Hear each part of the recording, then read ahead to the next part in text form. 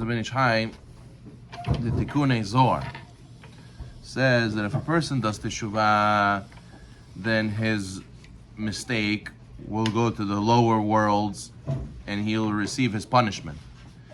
But if he does not do teshuvah, then his mistake, his flaw, will go to the upper worlds and call him to judgment. So that's why, and the Zohar says, that's why the sages said in Masechet Brachot, Makom shamru la'arich, asur lekatzer. Makom shamru lekatzer, asur la'arich. In the place where they said to prolong, to make it long, you're not allowed to cut it short. And where they said to cut it short, you're not allowed to make it long. What does this mean? It means when a person does avera, guno, forces of evil are created by his mistake, his misdeed. And these forces are the forces that bring suffering and punishment upon a person. As that the pasuk says in Yirmiyah, your evil shall afflict you. But if you do teshuvah, the forces of evil come to this world, and they only hurt you here. And by suffering in this world, you're spared the judgment in Gehenna. And therefore, you don't get the eternal and you don't get the spiritual suffering. You only get just physical. It's a much better end of the deal. But if you don't do teshuvah, the forces of evil created from your mistake, they become much more dangerous. Rather than striking you in this world temporarily, they summon him to judgment and they ask that you should be punished in the eternal world, which he is flawed by transgressing the words of the Torah. When there's an argument for prolonging, the sin there's punishment because you flawed the upper worlds, the spiritual worlds, you damaged with your sin. So the defending angel is not permitted to cut it short by making you suffer in this world because you didn't do teshuvah. So the defending angel says, okay, you know what? He did a mistake. Let him suffer kapara avonot in this world. But he's not able to do that when you didn't do teshuvah.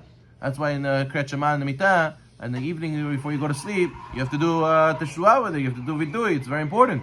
But if you don't, so then it stays in Shamayim. It cannot come down. So therefore, that's going to be where he's going to have to add his accounting in Olam Haba. So first, let's be careful to do teshuvah, and it's a zechut. It's a zechut to have suffering in this world and not have to deal with it in Olam Haba. Okay, Pirkei Avot says, "Ezu ashir sameach v'chalko." Who is happy? The one who is wealthy, the one happy with his lot.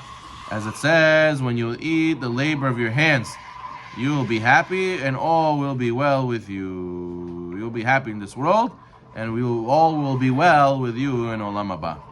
So now, says the Ben Ish Hai, if you earn your bread with difficulty, be happy in this world.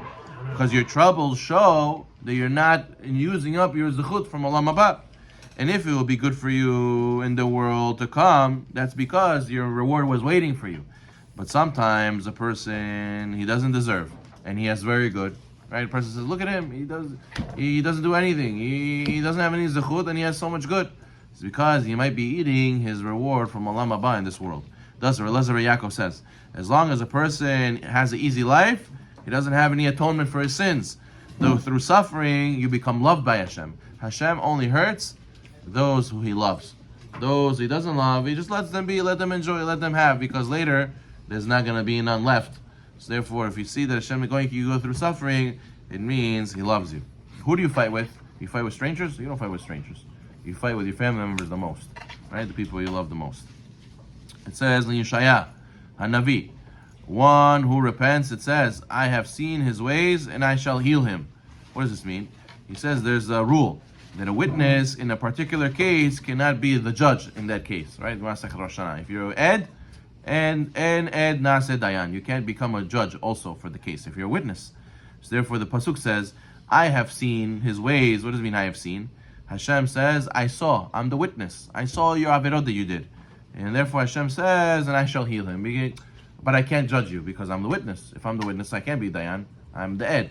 But then there's another rule that if a person borrows an item and it becomes damaged while the owner was there, right? I borrow a cow and we're plowing together in the field with the cow. And the cow dies, the cow gets hurt. So since the Torah says the owner was with you, so therefore you're not liable for this that it got damaged. That the owner was with you is the owner's responsibility. You don't pay for the damage. Now we have to know that we're all borrowers. Borrowers from who? Borrowers from HaKadosh Baruch Hu, Neshama. We borrowed the Neshama from Hashem. So now we damaged it, right? we damage the soul, so you have to pay. You have to pay for the damage, with the suffering. Unless the owner is with you, unless you're with Hashem in your life, so then you don't have to pay for the damage. You can do the shuvah, and you don't pay for the damage. But if the owner is not with you, then you have to pay, because that's all halacha. You borrow something, you damaged it, you have to pay back. You have to pay back. Okay, good. Now, the Ben Ish Chai quotes the Gemara in Masechet Ta'anit.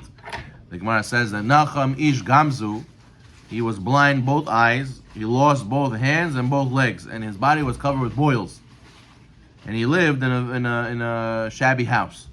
So the Gemara says his students wanted to remove his bed and then remove his belongings. Right? He said he's going to pass away.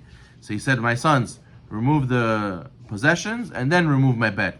Because I'm not sure that as long as I'm in the house, maybe the house will fall down once you take me out. So therefore I won't be able to get my possessions. Take my possessions out first and then take me out. They removed all his possessions, then they removed his bed, and the house fell down. So they said, Rabbi, if you're so righteous, so why did all this stuff bad happen to you? You lost your arms, you lost your legs, you lost your eyes, you lost your house. He said, my sons, I brought it upon myself. He says, what does it mean? Meaning, I asked for this kapara because I wanted it. So there's a story, right? There was a poor man who came to him, and he said to him, can you give me some food? So he had all these camels and donkeys laden with food. But it was a lot of stuff. Everything was on top of each other. It was a mess. So he said, wait 5 minutes, let me unload, and then I'll give it to you. He made the guy wait 5 minutes. This guy was traveling in the desert for hours. He was parched. He was an old man. He died. He waited 5 minutes. He died. So therefore, he felt so bad that he killed him, basically. So he asked Hashem to give him kapara. So that's why he lost his arms, lost his legs, he lost his eyes, he made him boils on his body. So they said to him, oh, Elanu, that we see Rabbi like this. He said to them, no, oi, to me, if you didn't see me like this, it's good that you saw me like this. Says the Gemara, why they call him Nacham Ish Gamzu? Because he said everything Gamzu L'Tova. So what do you see from here? Says the Ben Ish Chai, why did they say oi? Why didn't they say oi right away? Why did they say oi at the end? He says, what's Gematria oi? Gematria oi.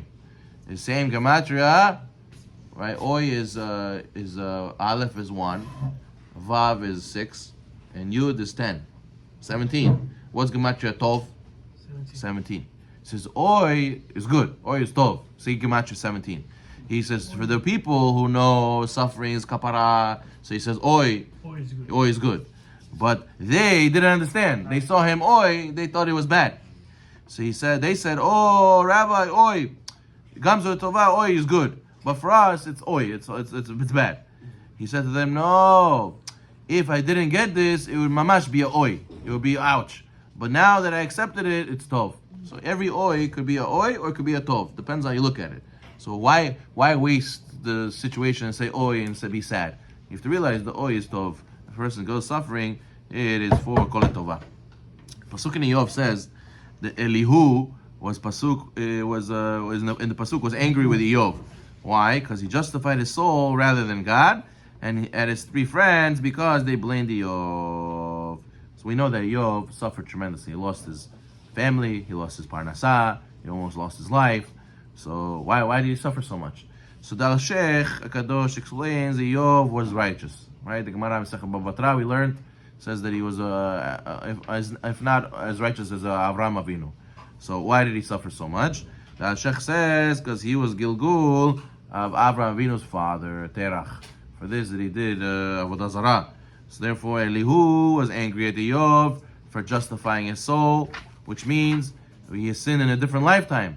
And his 3 friends blamed Eov who was righteous in his present life. Meaning Eov said to his friends, why are you telling me I deserve all this suffering? I don't deserve it, I'm righteous.